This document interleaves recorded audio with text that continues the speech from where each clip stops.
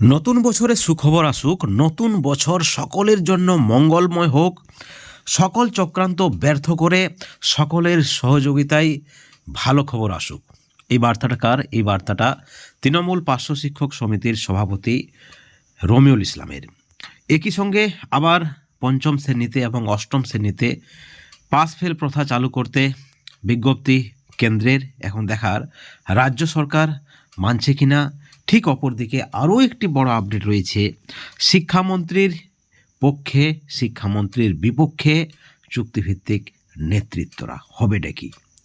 তাহলে কি আবার যে যুদ্ধটা চলবে তাতেই চুক্তিভিত্তিকদের বেতন বৃদ্ধির সুখবরের সমস্ত আশাই একেবারে জল ঢেলে দেবে? বন্ধুগণ, আজকের অত্যন্ত গুরুত্বপূর্ণ তিনটি আপডেট রয়েছে এই প্রতিবেদনে। আপনাদেরকে অনুরোধ, যদি সময় থাকে অবশ্যই ভিডিওটি কন্টিনিউ করবেন। শুরুতেই আপনাদেরকে যে খবর দেব সেটা হচ্ছে, তৃণমূল পার্শ্ব শিক্ষক সমিতির সরকারপন্থী নেতৃত্ব বলছেন যে সকল চক্রান্তের অবসান হোক, সকলেই সহযোগিতার বার্তা দিন, সকলেই পাশে থাকুন এবং সকলের জীবন নতুন বছরে সুখময় হোক, সকলের মঙ্গল হোক। অর্থাৎ কোথাও কি শিক্ষামন্ত্রীর সঙ্গে কোনো গুরুত্বপূর্ণ আলোচনা হয়েছে?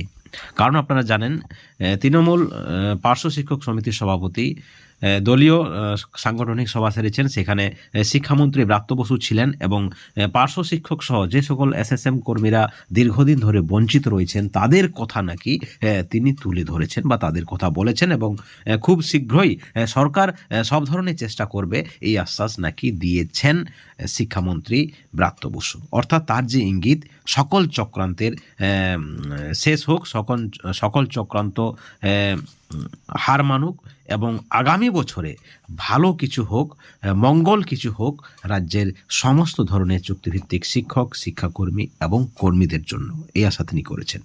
এবং সেই সঙ্গে আরও একটি গুরুত্বপূর্ণ আপডেট রয়েছে আপনাদেরকে আমরা দিতে চাই, যে কেন্দ্র এবার চাইছেন শিক্ষাক্ষেত্রে পরিবর্তন আনতে। এবং আপনারা সকলে জানেন যে পাস ফেল প্রথায় নেই, আবার কিন্তু কেন্দ্র শুধুমাত্র 5 এবং অষ্টম পাসের জন্য পাস ফেল প্রথা চালু করতে চাইছেন।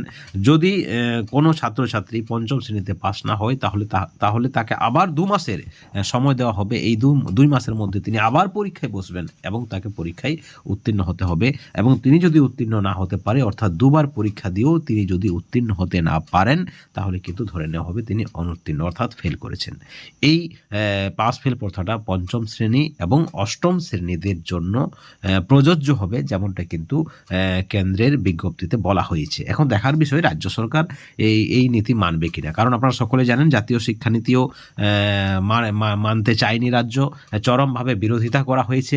শিক্ষামন্ত্রী, মুখ্যমন্ত্রীর পক্ষ থেকে দাবি করা হয়েছে যে তাদের যে নীতি রয়েছে, অর্থাৎ রাজ্যের যে নীতি রয়েছে, রাজ্যের যে শিক্ষানীতি রয়েছে তা কিন্তু জাতীয় শিক্ষানীতি থেকে অনেক বেটার। যাই হোক, এই হলো আরেকটি আপডেট। এবং আরও একটি আপডেট রয়েছে, সেটা কিন্তু রাজ্যের সমস্ত এসএসএম কর্মীদের জন্য, রাজ্যের সমস্ত চুক্তিভিত্তিক শিক্ষক, শিক্ষাকর্মীদের জন্য অত্যন্ত গুরুত্বপূর্ণ। সেটা হচ্ছে, কোথাও না কোথাও শিক্ষামন্ত্রীর সঙ্গে অভিষেক বন্দ্যোপাধ্যায়ের একটা সামান্য মতভেদ সৃষ্টি হয়েছে এবং তার ফলে অভিষেক বন্দ্যোপাধ্যায় এবং শিক্ষামন্ত্রীর মধ্যে কোনো যুদ্ধ প্রকাশ্যে আসেনি। কারণ তারা দলেরই দুজন গুরুত্বপূর্ণ দায়িত্বে রয়েছেন, একজন শিক্ষামন্ত্রী এবং একজন তৃণমূলের সেকেন্ড ইন কমান্ড। এবং যা কিছু করবেন বা যা অ্যাকশন নেবেন, কাকে পদ দেবেন, কোন বিষয়ে পদ দেবেন, কোন বিভাগে কার দায়িত্ব থাকবে, সেটা কিন্তু মুখ্যমন্ত্রী ঠিক করে, দলের সুপ্রিমো ঠিক করে এবং দল ঠিক করে। সেক্ষেত্রে চুক্তিভিত্তিক শিক্ষক বা শিক্ষাকর্মী যারা রয়েছেন তাদের কোনো ভূমিকা নেই। কিন্তু কিভাবে চুক্তিভিত্তিক যারা নেতৃত্ব রয়েছেন সরকারপন্থী, তারা কিন্তু এই খেলায় মেতে উঠেছেন। একদল অভিষেকপন্থী হচ্ছেন, আবার অপর দল শিক্ষামন্ত্রীর সঙ্গে থাকার বার্তা দিচ্ছেন। একদল বলছে অভিষেক বন্দ্যোপাধ্যায়ের বিরুদ্ধে চক্রান্ত করা হচ্ছে। ইতিমধ্যে সোশ্যাল মিডিয়ায় তারা লেখা ছড়াচ্ছেন, তাদের লেখা পোস্ট করছেন এবং সেখানে ব্রাত্য বসু কোথাও না কোথাও ছলনা করেছে, এই ধরনের প্রকাশ্যে তারা লিখছেন। আবার তারাই বলছেন যে পার্শ্ব শিক্ষক বা যে সকল এসএসএম কর্মী রয়েছেন তারা একাধিক দপ্তরের নেতৃত্ব, তারা বলছেন তাদের বঞ্চনার অবসান হবে শিক্ষামন্ত্রীর বিরুদ্ধে গিয়ে। তাহলে অভিষেক বন্দ্যোপাধ্যায়কে এই যারা চুক্তিভিত্তিক শিক্ষক বা শিক্ষাকর্মী কর্মী রয়েছেন বা সমগ্র শিক্ষা মিশনের আন্ডারে যারা কর্মী রয়েছেন, সর্বশিক্ষার আন্ডারে, তাদের বেতন বৃদ্ধির দায়িত্বটা অভিষেক বন্দ্যোপাধ্যায়কে নিতে হবে, কিন্তু সেটাও কিন্তু সেই নেতৃত্বদের ক্ষমতা নেই বলার। অর্থাৎ চোখে চোখ রেখে এই দীর্ঘদিনের বঞ্চনার অবসানের জন্য কোনো নেতৃত্বকে সরকারপন্থী কোনো নেতাই কিন্তু বলতে পারেনি। শুধুমাত্র পদের লোভে তারা কিন্তু চুক্তিভিত্তিক নেতৃত্ব, এই বিষয়টি কিন্তু পরিষ্কার। ঠিক অপরদিকে মাননীয় রমিউল ইসলাম যে বার্তাটা দিয়েছেন, শিক্ষামন্ত্রীর পাশে থাকার তিনি বার্তা দিয়েছেন, এবং কোথাও না কোথাও শিক্ষামন্ত্রী, তিনি সকলেই জানেন আপনারা যে প্রাক্তন শিক্ষামন্ত্রী পার্থ চট্টোপাধ্যায়ের তিনি অত্যন্ত ঘনিষ্ঠ ছিলেন, কিন্তু তা সত্ত্বেও পার্শ্ব শিক্ষকদের বঞ্চনার অবসান হয়নি।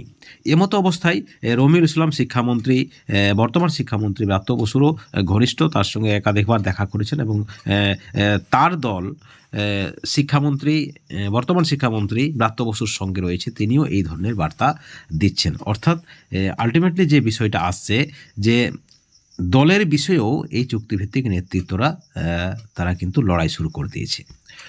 একজন নেতৃত্ব বলছেন সরকারপন্থী যারা নেতৃত্ব রয়েছেন তারা 3 ভাগে বিভক্ত। তারা কি চাইছেন?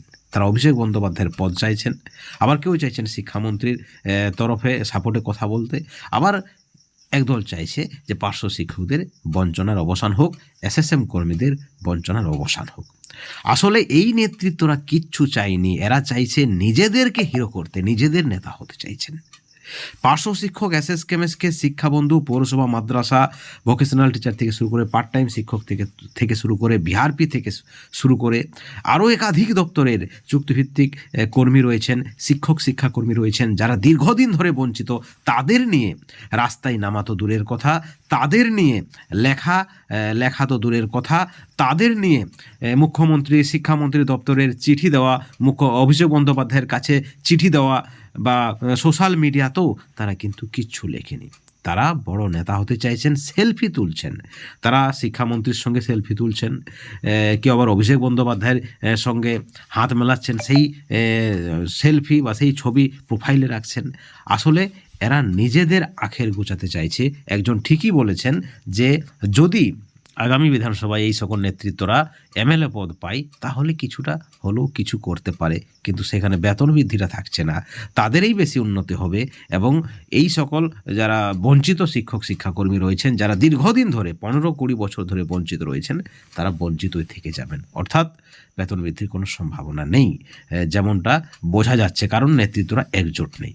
ঠিক অপরদিকে আরও একটি ভালো খবর রয়েছে, আমরা আপনাদেরকে বারবার বলে আসছি, আমরা সরাসরি নিজ উদ্যোগে বিভিন্ন নেতৃত্ব, বিভিন্ন আধিকারিক, এবং আমরা শিক্ষামন্ত্রীর দপ্তরেও গেছি।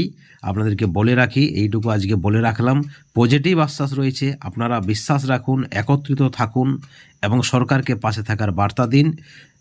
আশা করি 25-এর মধ্যেই যে সকল বঞ্চিত শিক্ষাকর্মী রয়েছেন তাদের সকলেরই কিছু না কিছু ভাবনা চিন্তা রেখেছে যেমন সরকার, আমরা যে খবরটা দিয়ে থাকি, এবং তাদের সকলেরই বঞ্চনার অবসান হবে, আমরা এই আশা রাখছি। বন্ধুগণ, এই ভিডিওর পরিপ্রেক্ষিতে আপনাদের মতামত, আপনাদের প্রতিক্রিয়া আপনারা অবশ্যই চ্যানেলের কমেন্ট সেকশনে কমেন্ট করে জানাবেন, কারণ আপনাদের মতামত অত্যন্ত মূল্যবান আমাদের কাছে। সকলে ভালো থাকুন, সুস্থ থাকুন।